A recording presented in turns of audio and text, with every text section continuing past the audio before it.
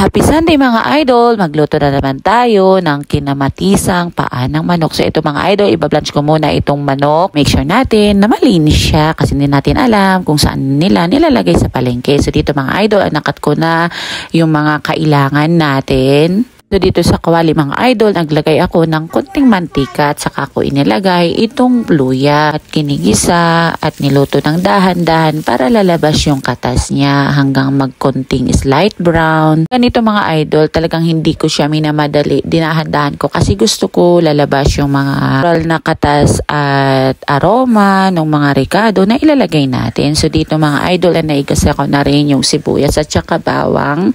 Saka ko naman ito inilagay itong manok na karne natin. Iginisa ko ng konti bago ko naman inilagay itong kamatis. Rin sa kamatis mga idol, dahan-dahan ko din to niluto kasi gusto ko yung totally na magisa siya para lalabas yung natural na lasa o lalabas yung katas niya at may ihalo sa niluluto natin para ito ay mas masarap. Ito mga idol ay ginisa ko lang ng ginisa at tapos nung medyo okay na, isa ka naman ako naglagay ng kunting patis. Dito mga idol, hindi ko din hinalo agad, tinakpan ko. Tapos nung kumulo na, yun yung time na hinalo-halo ko na lang ulit. At bago ko nilagyan ng tubig.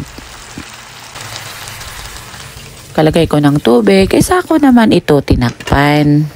Na lang ulit, pinakuluan ng pinakuluan hanggang maluto na yung manok.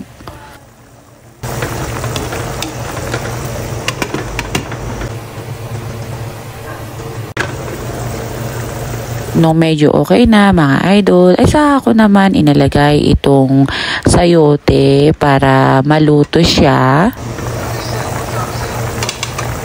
Tapos nung luto na mga idol, ay saka ko naman inilagay itong dahon ng ampalaya. Sobrang favorite ko ang dahon ng ampalaya mga idol. So kadalasan pag nagluluto ako ng manok, ay naglalagay ako lagi ng dahon ng ampalaya. So ito na mga idol, luto na ang ating kinamatisang paa ng manok with sayote and ampalaya leaves.